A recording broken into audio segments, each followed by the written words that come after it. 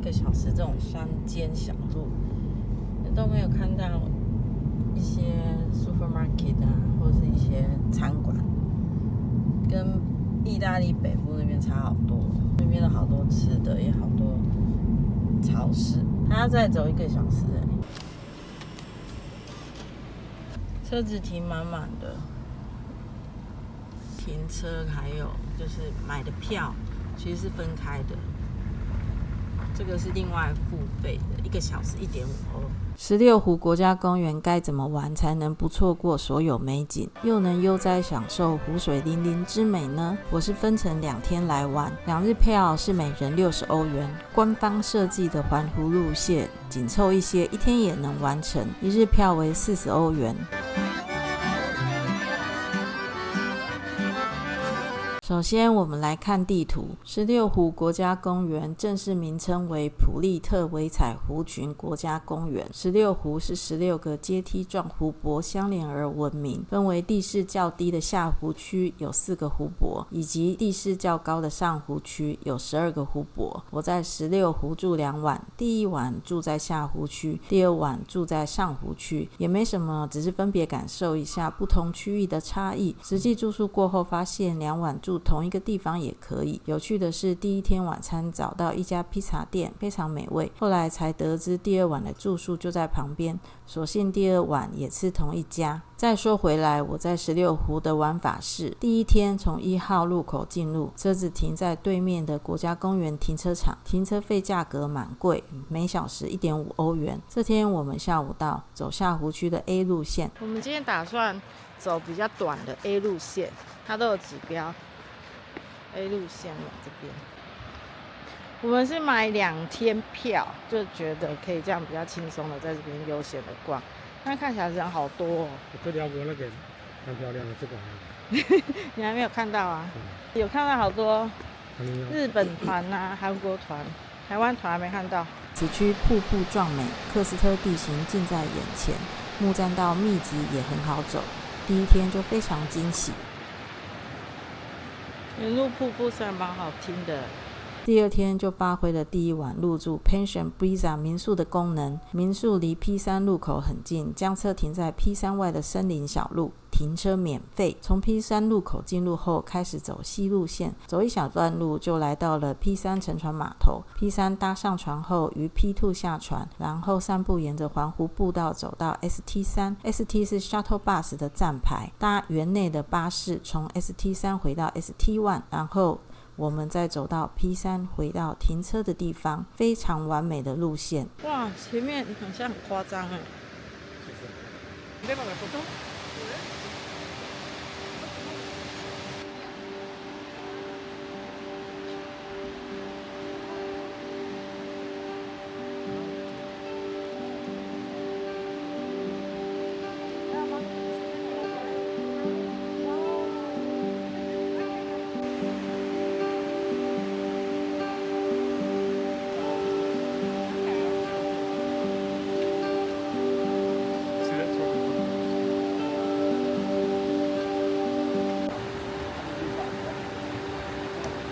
今天天气还是好热哦，4个裸男。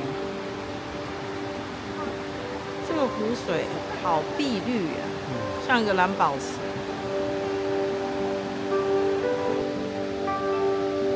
家里给风了。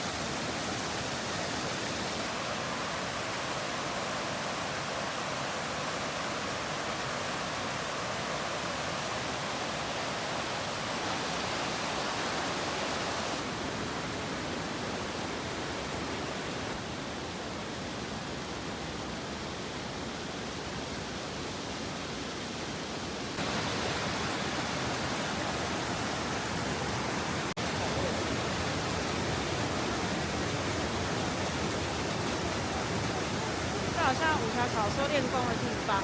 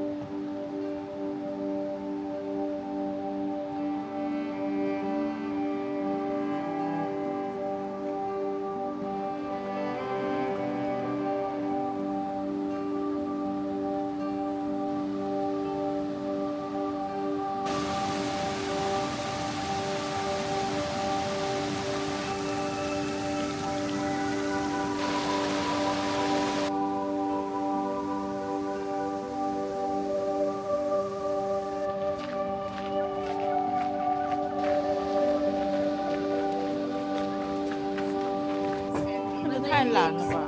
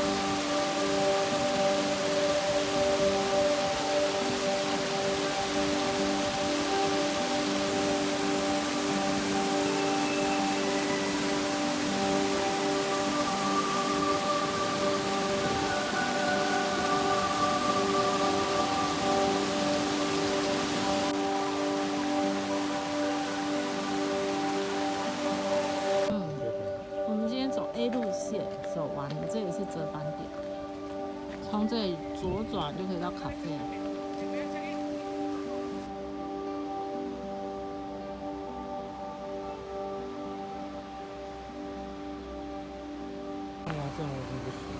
走完 A 路线，然后前面应该是咖啡馆，而且有发现有虾头，虾头不知道虾去哪里，就是等下来看看。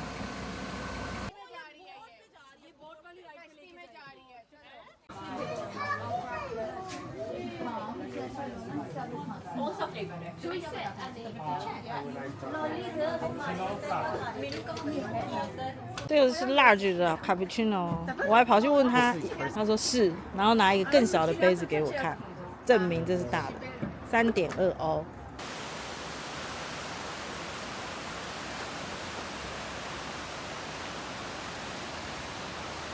这也有餐馆卖的东西蛮贵的，汉堡要10点。三明治、松露酱，还有 chocolate 松露，切块的松露。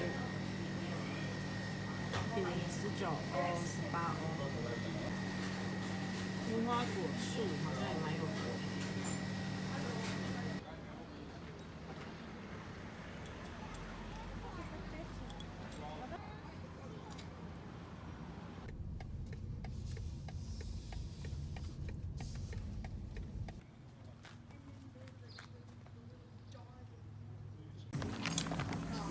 好棒，好多字。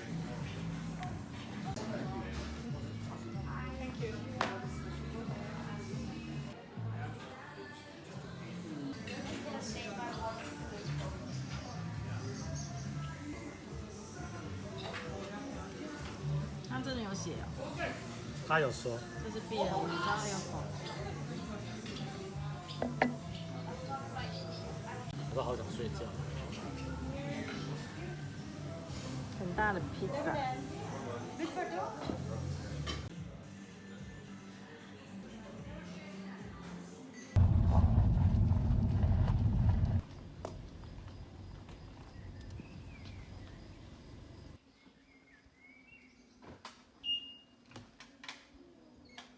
黑到都看不到了啊，一坨黑黑的。哦，可爱哦。行了，黑色显脏。很显脏，你看这台就是一样。好可爱哦。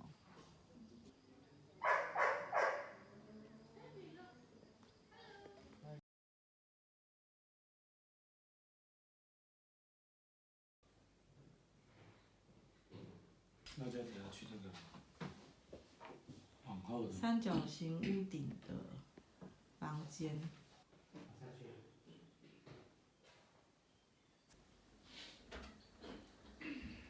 3颗枕头，很有森林气息的配色。因为它们的水很硬，所以煮水壶常常都茶垢非常多。今天呢，看起来是比较好。然后茶包有这么多种，可以来试喝，否则都常买坏。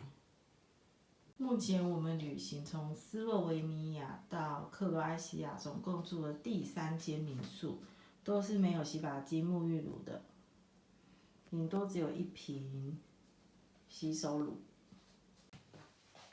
来看一下 balcony。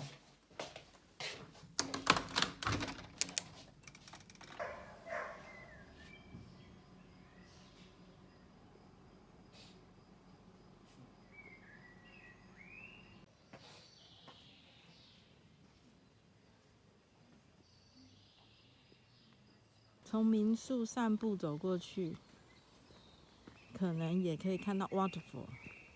刚刚主人说的。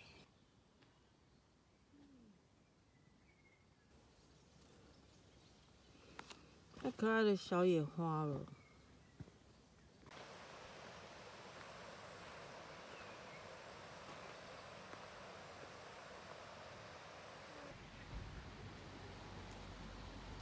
可爱的樱桃树，但是很小哦。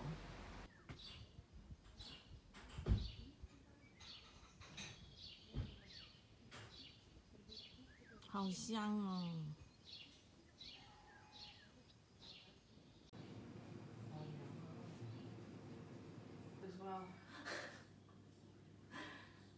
！So yes, it does have a bit of lemon juice in it. 咖啡的影响。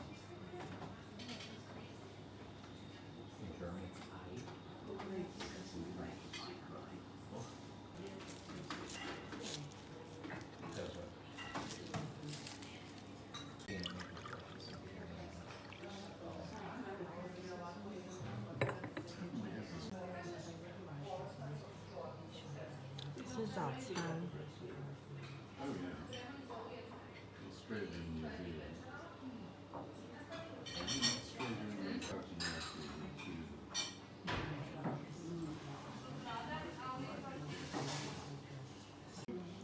还有一份煎蛋。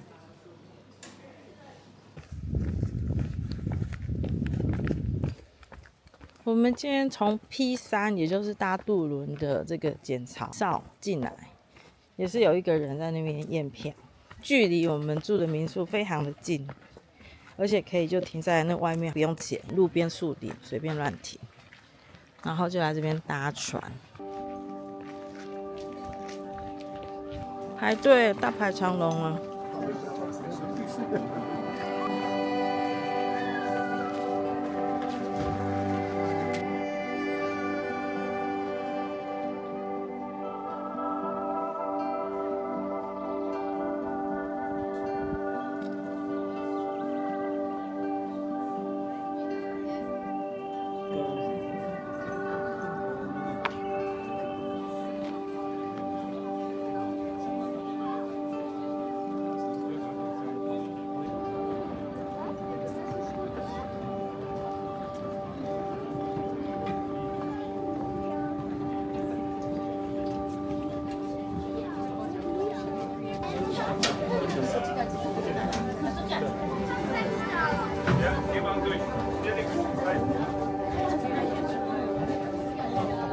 好漂亮哦，湖光山色的。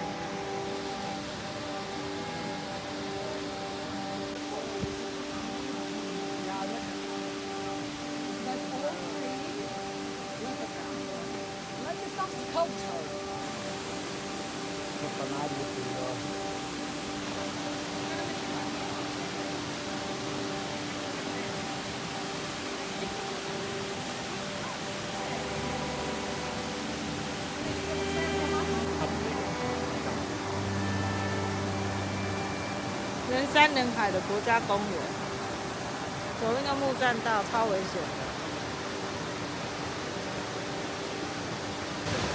16湖国家公园顾名思义就是16个湖所组成。我们昨天在上湖区看到了4个湖，今天直接搭船到这个比较最大的湖的另外一边，可以看到12个湖。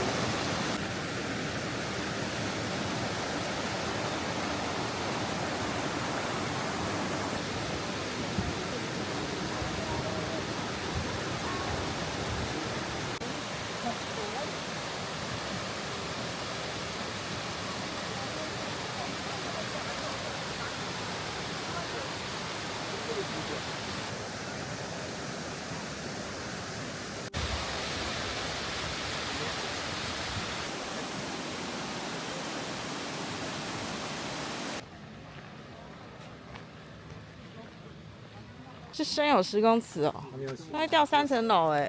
对啊，前面有个瀑布。自从去过冰岛之后，我们也算是瀑布，不好意思说瀑布行家，看过一些瀑布，这个是比较小巧的。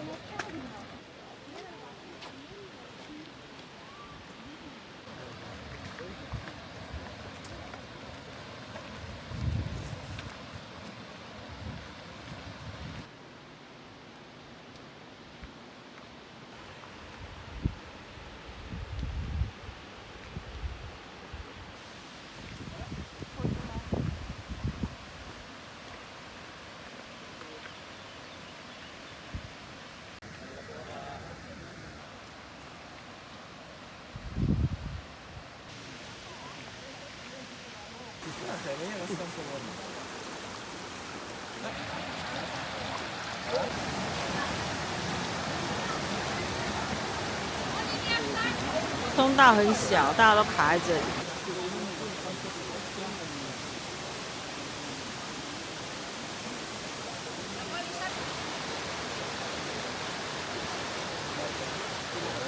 今天真的好舒服哦。对啊。瀑布分多金。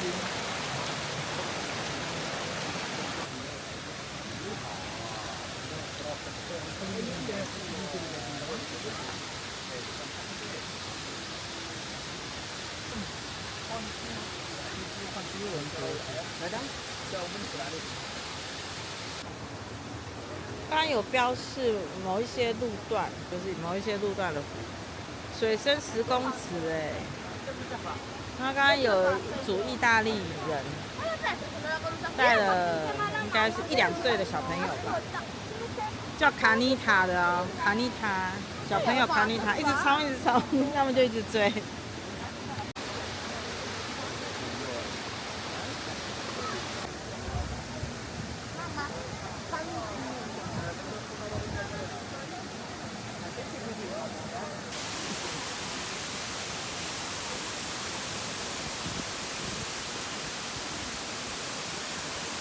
打开occhio啊！小心哦，你不要那个看着啊，我知道，很可怕，很深哦，继续往前走。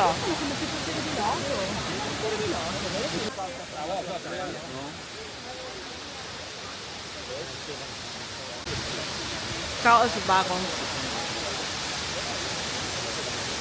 太多人了，卡在这边排队，不知道走不过去。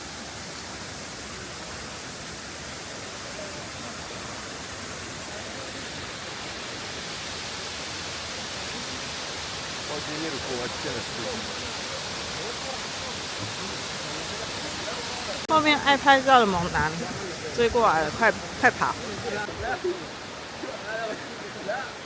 不想看下这谁。好，决定让他们先走，我们来站后面。错了。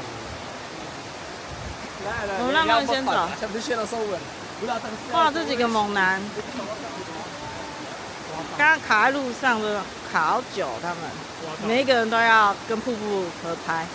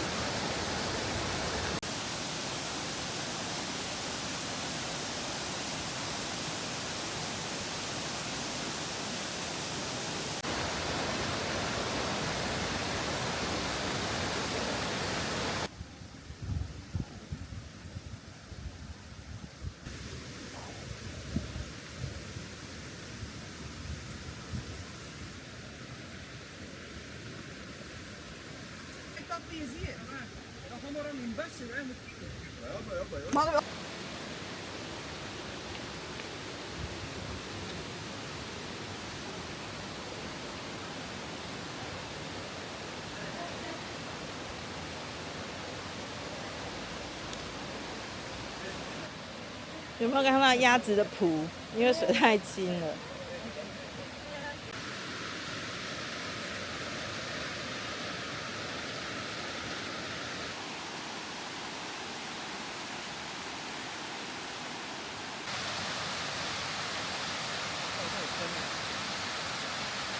对啊。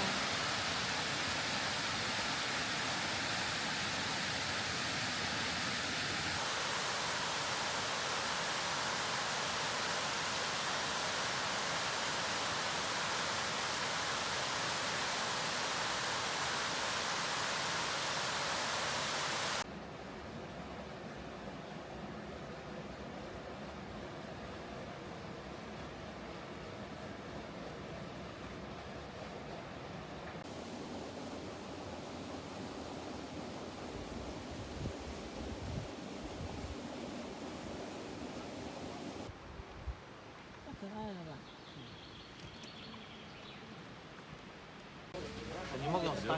Entendi, pai, mas a informação que você quer, aonde o ônibus... Jak my doszliśmy, to już go tu nie było. Nie wiadomo.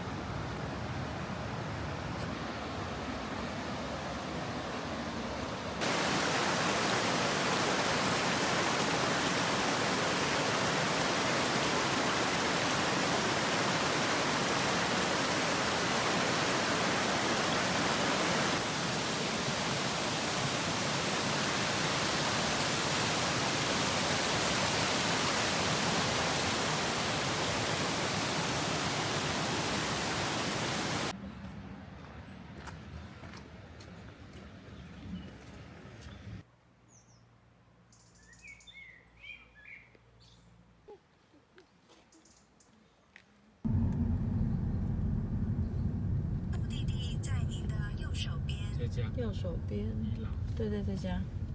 转进去吗？嗯，对，好像是。今天住的看不见。另一区的民宿。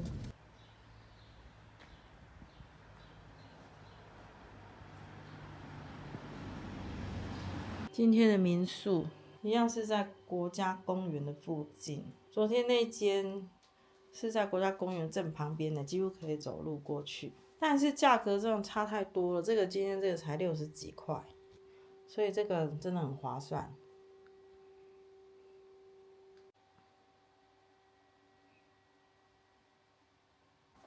然后发现没有冷气耶，只有一个可爱的电风扇，然后有冰箱。刚好今天已经没有热浪了，昨天前天都非常非常的热，所以呢，天气变得非常的舒服，大概温度是20度，非常舒服的温度。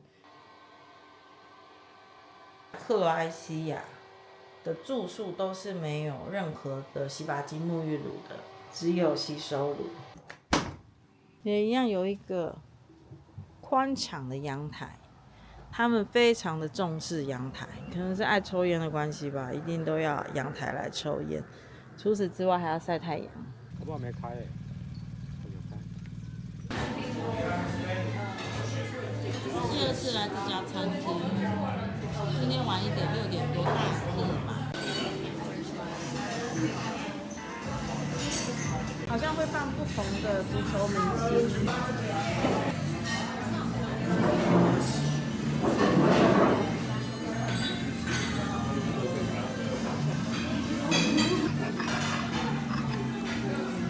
哦，好冷哦，又下雨。我们在16湖国家公园住了2个晚上，经历了冰火5重天。第一天好热哦，30几度；第二天就是好好的走步道，大概20出头度。今天第3天要离开了，突然下雨，然后现在应该只有13、14度吧。今天山里烟雾缭绕，刚刚出了一点小出错了，因为国家公园的2间民宿都不喜欢收信用卡，然后第2间这个是完全不能刷卡，所以只好快点去领现金。然后信用卡预借现金的那个密码，银行改了，我好像没收到通知，所以又赶紧打电话给银行要改密码，好不容易才领出钱来，付了房费。这附近好像是熊保护区。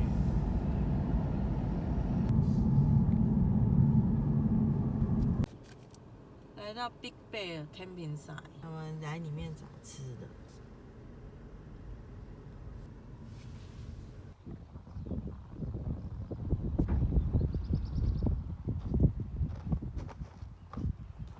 我觉得不是哎。是啊是啊 ，Hungry Bear， 它好像是国家公园的，好可爱哦。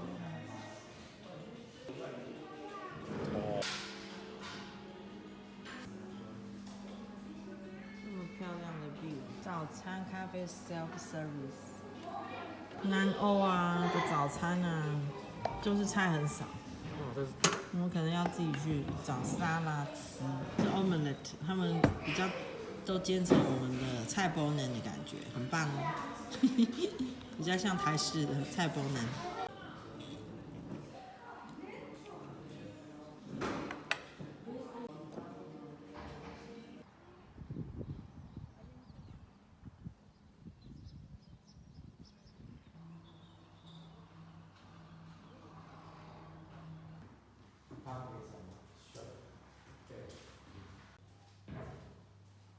熊熊保护区，但是其实要到很深山才看得到，所以一般还是很难看到。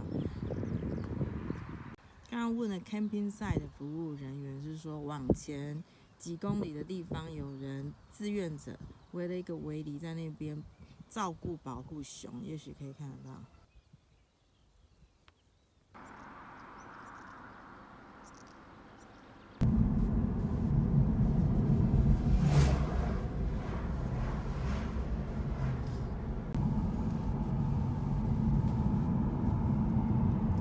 马上就要开到亚得里亚海了，然后就继续往北到里耶卡。那经过这个山路，很特殊的地形。